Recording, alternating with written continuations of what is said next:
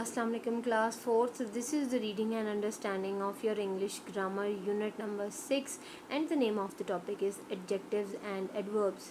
Remember class 4th you have already studied about adjectives and adverbs in your class 3rd, and adjectives basically are those words which are describing words. They describe a noun, and adverbs are those words which tell us when, where or how the verb has happened. Let's study about the further extensions related to adjectives and adverbs. Sometimes a single adjective is not enough to describe a noun or pronoun. कभी कभी एक single adjective word आपके noun या pronoun को clearly describe नहीं करते हैं, उससे हमको क्लियरली नहीं पता चलता उस चीज़ के बारे में, उस पर्सन के बारे में या उस प्लेस के बारे में. We can use a phrase so that the reader has a clear picture of what we are writing about. A phrase is a group of words. हम लोग फिर क्या करते हैं कि अपने नाउन या प्रोनाउन को प्रॉपरली मोर क्लियरली डिस्क्राइब करने के लिए अपनी राइटिंग में फ्रेज ऑफ वर्ड्स ऐड कर देते हैं. फ्रेज क्या है? It's a group of words. 3 से 4 वर्ड्स का जो ग्रुप होता है उसको हम फ्रेज कहते हैं. तो जब हमारे सिंगल एडजेक्टिव से आपका डिस्क्राइबिंग जो है वो पूरी नहीं होती है तो फिर हम लोग फ्रेज ऐड कर देते हैं. Let's see the example. Look at this picture. We could describe the picture like this. The tree is a young apple tree. Young is a single adjective. हम single adjective word से भी tree को represent कर सकते हैं, describe कर सकते हैं. A reader would have a much clearer picture of the tree if we wrote that tree with the bare branches is a young apple tree. अब हम क्लियरली बता रहे हैं कि विद द बेयर ब्रांचेस जो हैं वो वाला ट्री जिसके ब्रांचेस पर कोई लीव्स नहीं हैं वो यंग एप्पल ट्री है. यहाँ पर रीडर को क्लियरली पता चल जाएगा किस पर्टिकुलर एप्पल ट्री की बात हो रही है. विद द बेयर ब्रांचेस जो है वो आपका एडजेक्टिव फ्रेज हो जाएगा. अगर हम that tree is a young apple tree तो उसमें यंग सिंगल एडजेक्टिव आ जाएगा. और सेकेंड एग्जांपल जो है that tree with the bare branches is a young apple tree, इसमें विद द बेयर ब्रांचेस जो है that is the adjective phrase. एक ग्रुप ऑफ वर्ड्स हैं जो कि उस नाउन को, एप्पल ट्री जो है नाउन है यहाँ पे, उसको डिस्क्राइब कर रहे हैं. ये आपको तब भी हेल्प कर सकता है एडजेक्टिव्स में कि अगर बहुत ज़्यादा ट्रीज़ हैं और सारे यंग एप्पल ट्रीज़ हैं बट उसमें से एक पर्टिकुलर की आप बात करना चाहते हैं तो ये उसको मज़ीद डिस्क्राइब कर सकता है और रीडर को अंडरस्टैंडिंग दे सकता है. Sometimes a single adverb is not enough to tell us how, when or where something happens.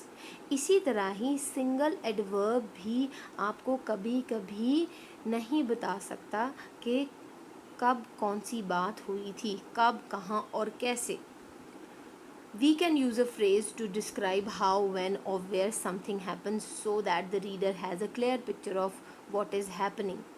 Adverbs में भी हम फ्रेज़ यूज़ कर सकते हैं जो कि डिस्क्राइब करेंगे कि वो एक पर्टिकुलर इंसिडेंट कब, कहाँ और कैसे हुआ था, जिससे रीडर को मोर क्लियर पिक्चर आ जाएगी कि बेसिकली हुआ क्या था. Look at this picture. We could write about what is happening like this. अब ये जो पिक्चर है हम इसको दो तरह से डिस्क्राइब कर सकते हैं. The boy came downstairs noisily. Noisily जो है एक सिंगल एडवर्ब है. नॉइजिली मीन्स कि वो ज़ोर ज़ोर से स्टेप्स पर चल रहा था.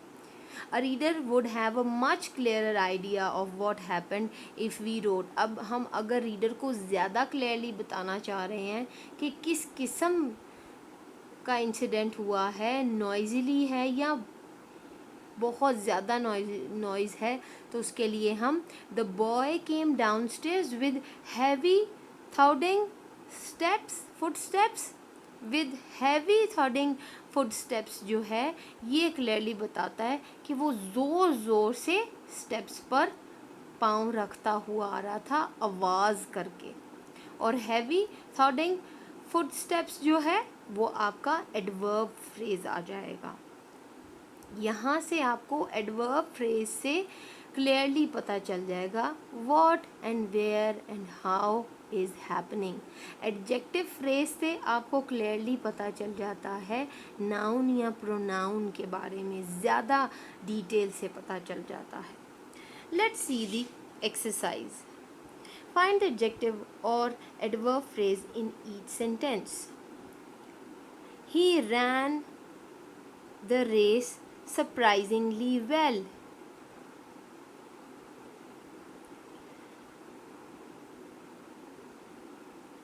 Surprisingly well जो है ये आपका adverb phrase आ जाएगा। I'll be there in less than an hour. The wind was cold and biting. My books are in the room upstairs. My brother was covered in mud. Covered in mud जो है आपका adjective phrase आ जाएगा। हम खाली adjectives को भी कर रहे हैं, अगर एडवर्ब फ्रेज है तो उसको भी अंडरलाइन करेंगे।